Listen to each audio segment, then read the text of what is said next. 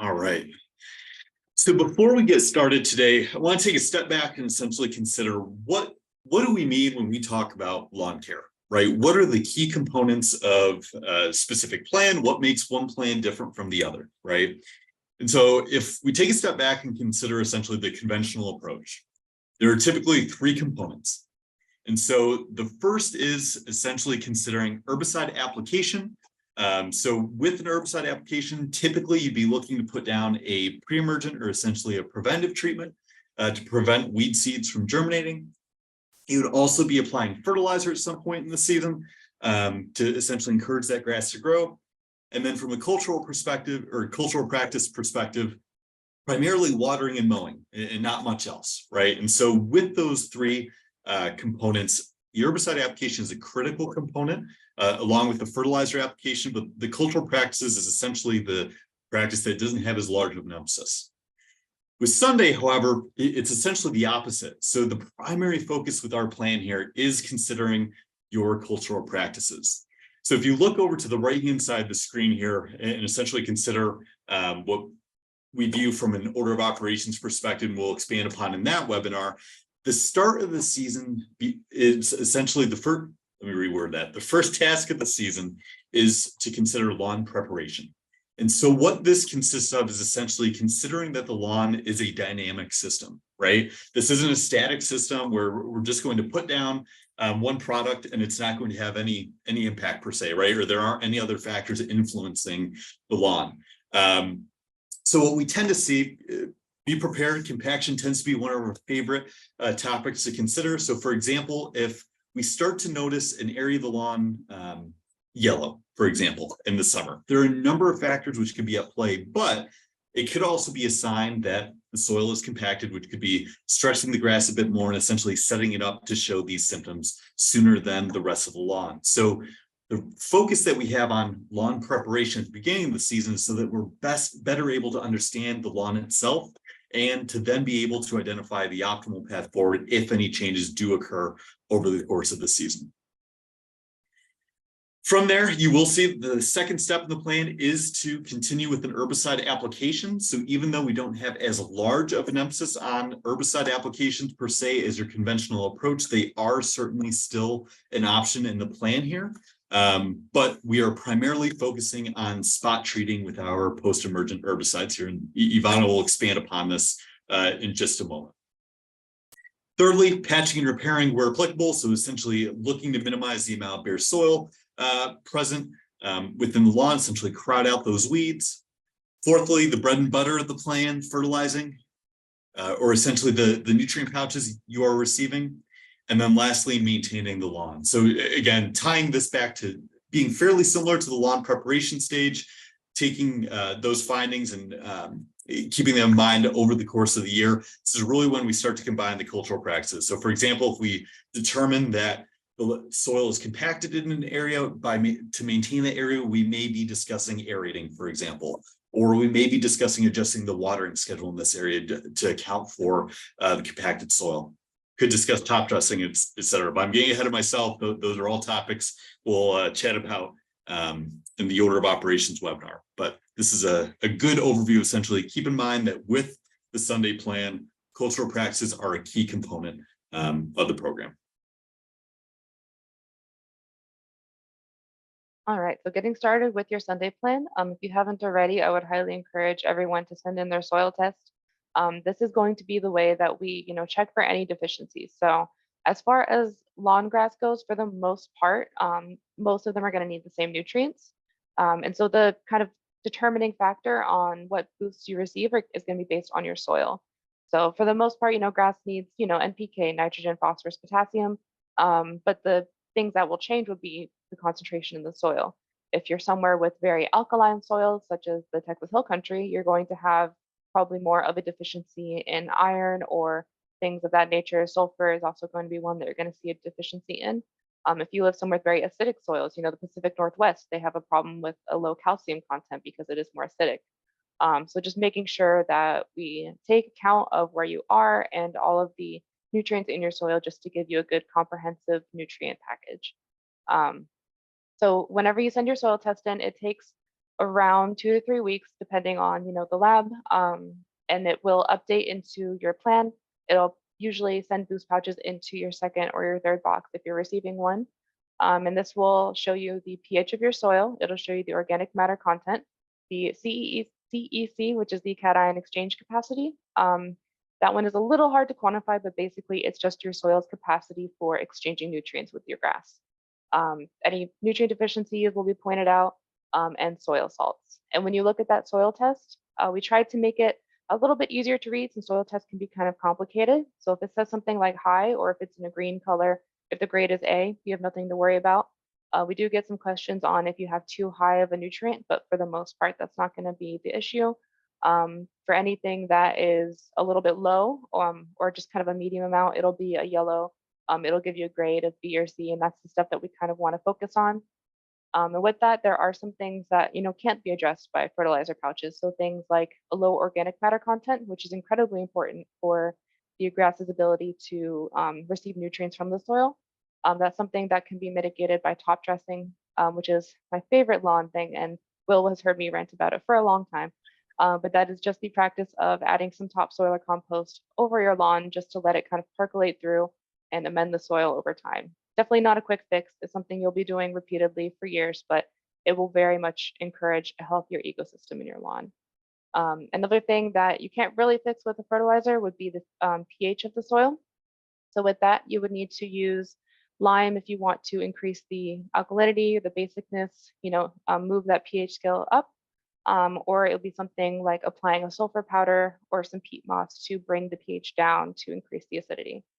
And then one other thing to think about are the soil salts. These typically aren't going to be a problem for residential lawns, but if you are somewhere more arid, like Arizona, for example, they can be an increasing problem just because the precipitation doesn't flush out the soil as much as it probably needs. So that's when we would look at applying a gypsum application to the soil. But these are all things that we can chat about further. After you get your soil test, feel free to reach out to Webinars at Get Sunday, and we can chat about soil for a long, long time because I love it. But yeah, that's going to be something that is incredibly important for the duration of your plan, just to make sure we address those nutrient deficiencies as we go. And Ivana, really, really good point you brought up as well, right? So from a test perspective, one of the questions we'll receive fairly frequently is, well, I don't have any deficiencies, or it looks like for the most part, I do have a grade A, but I'm still seeing these patches in the lawn. Of course, like you said, there are a number of factors and we could spend hours chatting about this, but any tips there in terms of if the soil test still looks good, what are initial thoughts there? What could still be done? More so, would these actions be beneficial, or any other tips? Yeah, so top dressing again is something I always come back to. That is kind of an all-purpose fixing areas, especially if you've got a warm season grass. Your grass can actually use that to repair itself by adding some runners over it. We would look at probably other environmental factors. One of the biggest reasons there are bare areas in the soil or in the grass is going to be watering, whether that's too much water or not enough water. The grass will turn either a light yellow for too much water, or it'll start to brown and get crispy for too little. So that would be something we kind of want to take a look at, whether we need to aerate or cut back on watering or something like that. Perfect. And as we mentioned earlier, so I would, Lawn Care Basics is one of the webinars which would provide more of a general overview in terms of some of these practices, such as watering, fertilizing, and mowing, whereas the order of operations will get more so into, okay, when would we look to top dress, add lime, gypsum, etc. So if any of this information, if you have additional questions, as Ivana highlighted, always happy to chat, but those other webinars provide a bit more detail as well. We did receive one question from a customer asking essentially, how long does it take to see results? And the soil test isn't necessarily the only the only factor here, but Ivana, thoughts there in terms of how long we tend to expect? Yeah, and that is something that is really going to depend on your soil. So if your soil, like I mentioned earlier, has a low cation exchange capacity, that does impede your grass from taking up nutrients. So if you've got a low CEC, it'll take longer to see results for any sort of nutrient applications. Another thing to keep in mind is that we like to follow the minimum levels of sustainable nutrition, which I said right the first time. And that is just making sure that we're not adding too much to your grass.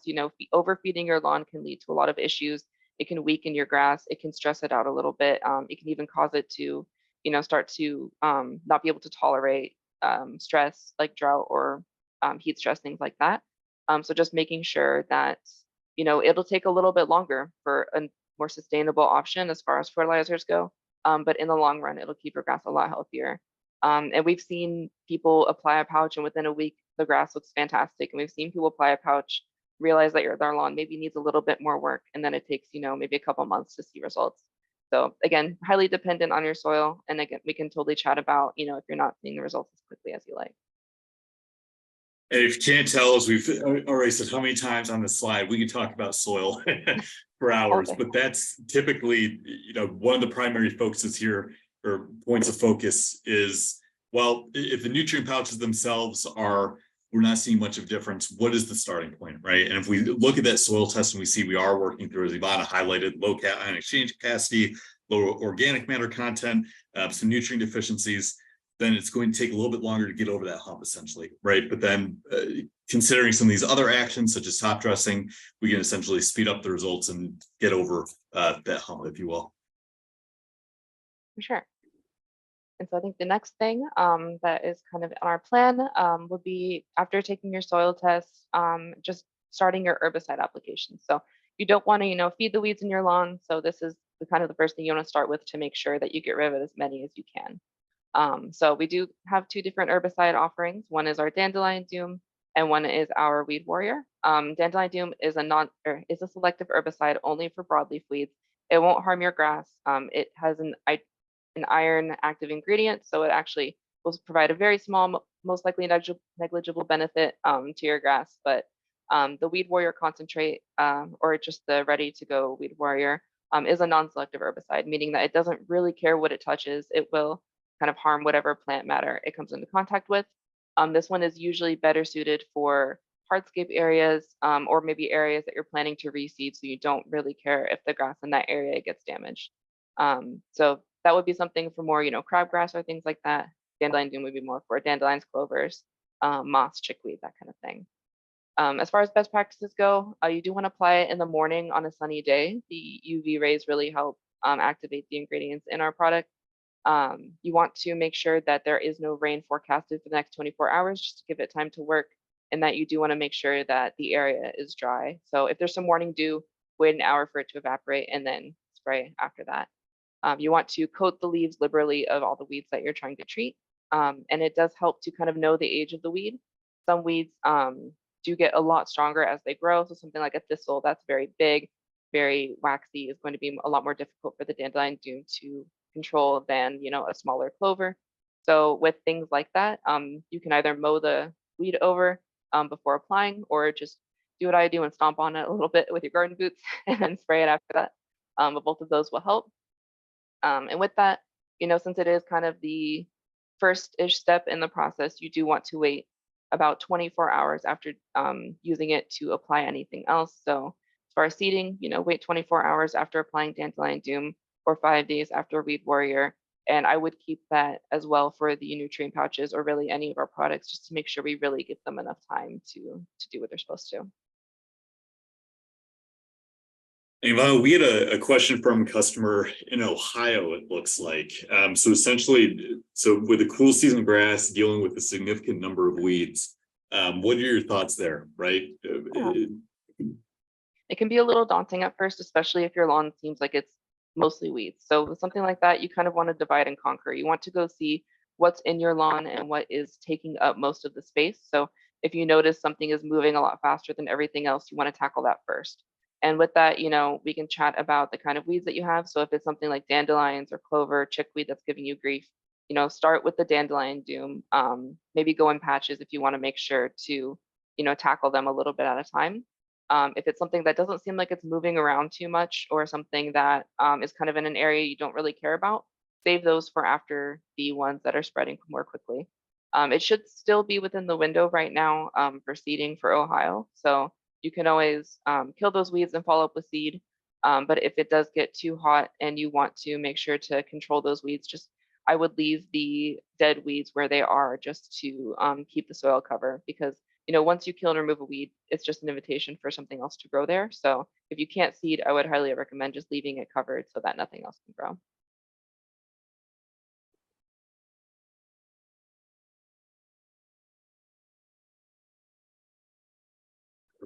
All right, transitioning to fertilizer application. Again, really focusing on the bread and butter per se of the plan. And so the reason that we are really emphasizing the pouches here is that there's sometimes confusion of what is the fertilizer? Well, it's these nutrient pouches, right? So if you hear us chat about your nutrient pouches, this is what we are referring to. In general, primary focus is looking to apply when the temps fall between 50 degrees to 85 degrees. So if you are in an area where, let's just say, typically during the summertime in the Northeast, for example, I grew up near Buffalo, New York, so fairly common to be in that 70 degree, 80 degree range during the summertime, pretty rare to have it spike above that. But if there were a random day where essentially we're getting into the extreme upper temps, our focus here would be essentially looking to apply the pouch in the early morning when it's not quite as warm, right? So that temp window doesn't necessarily mean the daily high, just keeping in mind at the time of application. Having said that, we also just want to make sure that the grass isn't stressed. So when applying these fertilizer pouches, the dates provided as part of your My Plant page are a great starting point, but we can always adjust those as needed, right? So if there's a significant period of time where the grass is showing signs of drought stress, for example, I would just hold on to those nutrient pouches, even if we're falling within that temp range, right? And then we can incorporate them once conditions allow. So on the other hand, if you are in an area where it's consistently above 85, getting into 90 degrees and warmer, again, the same logic applies in terms of you can apply in the early morning, but just be mindful of, we want to make sure that the grass is going to essentially be able to benefit from that application. So consider if the grass is stressed, if it's showing signs of drought stress, always exercise caution. We can hold on to those pouch applications. What I always try to highlight here is that, yes, the date ranges provided on the My Plant page are the ideal application dates, but we can always adjust them as needed. So never feel concerned if you're missing an application or if you find a pouch that you had forgotten about. No worries. Our primary focus is being able to incorporate them over the course of the season and getting them down at some point. Secondly, apply when there isn't rain in the forecast. So as noted on the previous slide, I believe Dandelion Doom specifically states that it should be rain fast within a few hours or so. I tend to recommend waiting at least 24 hours with the majority of our products, just to make sure, since they are liquid, we're not essentially diluting them or washing them away. So same logic with the nutrient pouches, wanting to make sure or maximizing the chance of there not being any rain for at least 24 hours or so. Of course, if there's a light sprinkle, if you can predict the weather accurately for 24 hours and never run into any issues, then let me know, because I could greatly use your help. But the biggest concern here is if you receive torrential downpour, right? But always feel free to follow up with any questions. If you apply a pouch and out of nowhere there's a free rainstorm or thunderstorm, we can always discuss how best to proceed. Thirdly, going back to the high heat conditions, so the focus here is making sure that the grass is not stressed. So if the grass is healthy, but it is a bit warmer, what we recommend is essentially just watering lightly before spraying or applying the nutrient pouches, and then again the following day. So when we say water lightly, I wouldn't consider this to be a watering, right, where we're focusing on a deep and infrequent schedule, but just enough to essentially moisten that soil a little bit, right? Make sure that pouch is best absorbed. We did receive a question from customers saying, okay, but I've heard that we should wait at least 24 hours or wait to make sure there isn't rain in the forecast for at least 24 hours before applying a pouch. But then you're also recommending to water 24 hours after applying the pouch. This is a great question. So the focus here is just making sure that we don't have any form of precipitation or any water essentially in the forecast for at least 24 hours. Once we hit that 24-hour mark, we can then start introducing water. So whether it starts to rain at that point, or if we are focusing on essentially watering the lawn at that point, 24 hours is fine. So Ivana, I feel like I made that even more confusing than it needed to be. Yeah. You- So part of this is just to make sure that you're not letting fertilizer sit on a soil that's too dry, because that just concentrates it more and makes it not very good for the grass to take up. So as far as water goes, you want to leave 24 hours to allow the grass to absorb the nutrients. But once that 24-hour mark hits, you can like, not allow it to rain because we can't control the weather, but you can use your irrigation system, or if there is any precipitation, that's totally fine. So you just want to wait up to that 24 hours. Now, just to make it a little bit more confusing, if your soil is very dry before applying, you do want to water just a very little bit, just to make it a little bit more moist, and that'll just help the nutrients, cling to the molecules of the soil and make it a little bit easier for your grass to take up. Perfect. And what Thank we you. did, yeah, we did actually have an application question about the square footage. So Carl, actually from Texas, says the bags you get say up to 5,000 square foot. If his yard is smaller, should he still use the whole bag, or just a percentage of the bag? Great question. So I always recommend taking a look at your My Plan page, right? So for extremely small lawns, we can run into instructions where we're looking at applying less than a full pouch per application. But in most situations, even though the bags are listed as essentially being suitable for up to 5,000 square feet, keep in mind that we are essentially calculating the desired nitrogen load for your lawn over the course of the season as part of the plan. So as part of the subscription, I would not concern yourself with essentially that size limit labeled on the pouch. Apply the full pouch, right? So if you receive one pouch and you're instructed to apply the full pouch, apply it even if you have a slightly smaller lawn. We're not going to run into burn concerns. This is essentially just making sure, again, that we reach that desired nitrogen load over the course of the season. Really good point. And in terms of the last point here on the slide, in relation to mowing, so never a bad idea essentially to mow before an application, open up that grass canopy, if you will. Make sure that pouch essentially makes contact with the soil and the grass essentially. But then our bigger focus is making sure that you don't mow for at least 48 hours after an application, right? So essentially just make sure we're not putting out that new growth, if you will.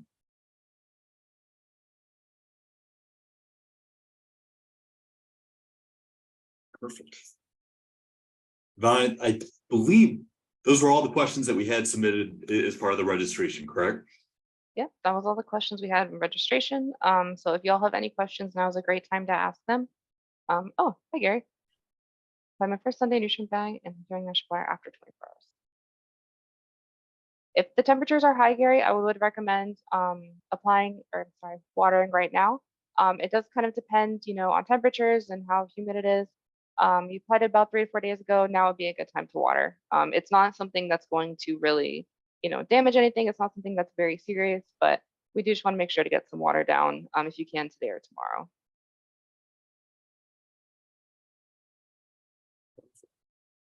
Well, we'll go ahead and please feel free to still submit any questions here in the final moments. But just as a recap, you will be essentially prompted with a follow-up survey once we end the webinar here today. This was Welcome to Sunday. Please feel free to send any questions after the webinar to webinars@getsunday.com. We're always happy to chat, but just keep in the back of your mind as well that in terms of other webinars, like I said, Lawn Care Basics and Order of Operations be the two that I would plug right now. Preparing for Better Lawn this summer is essentially the newer webinars that we're offering for the Southeast and Southwest this month, and then essentially Northeast, Northwest, and North Central United States next month. So keep an eye out for those webinars specifically. There'll be a great summary essentially of how to prepare for the summer while also tying in some of the topics we discussed during Lawn Care Basics and some of these other webinars that were offered earlier this season. But with that, Ivana, any final thoughts? We do have the for warm season lawns, we have the Order of Operations coming this Saturday. So for any of our Texans or Georgians or anyone in the southern US, that would be a great one to attend if you still want some more clarification on what to do with your lawn and when to do it, as far as cultural practices and fertilizing and things like that. Perfect. Yes, Carl, it will. If you just register for any of the webinars, you will automatically receive a follow-up email after the webinar with the recording. But they still will also be available on the YouTube channel if you just don't, if you don't remember to register or if you forget. About the same thing, sorry. Yeah, they'll all be available on the YouTube channel as well. Perfect. George, that's a great question. Living in Florida, you can kind of use it at any point. You just don't really want to use it when the temperature is too high. So you could use it now. You can use it basically anytime in the season. There's no nitrogen in it, so it won't interfere with any blackout dates. What do you think, Will, as far as temperatures go? Yeah, and I would say depending on the product as well, right? So in terms of grass patch, if you're looking more from like that pet patch pouch, like I think you were leaning more towards Ivana, or looking more from like the bare repair perspective, or if we're looking to repair any thinner areas. Yeah, I would say Florida definitely a much larger window, especially depending on where you're at in the state. But overall, I would say we're getting right into that time period where there should still be enough time, I'd say, depending on where you're at in the peak summer months. Bear repair and pet patch. Okay, yeah. So bear repair, primary focus there. Yeah, I would say we were just chatting about this morning. So ideally, that 70 to 80 degree range or so would be the sweet spot for the daytime temps. We could push it up to about 90 or so, but once it gets warmer than that, we start to get a little concerned how often we'd have to be watering that seed and to make sure that it takes. So yeah, like I said, with Florida, we're really, I would say that 70 to 80 degree range is going to be the sweet spot. So should have plenty of time. And from a pet patch perspective, as Ivana highlighted, not a pouch I'm concerned about. If you do have any fertilizer blackout dates in your region, for example, since it doesn't contain nitrogen, we could apply that before seeding with the bear repair to essentially help flush that area a bit, or we could use it as more of a preventive treatment over the course of the season. Really good point. Wonderful. Well, thank you, everyone. We'll go ahead and get the email sent out tomorrow, and hope you have a great rest of your week. Take care. Take care, y'all. Have a great day.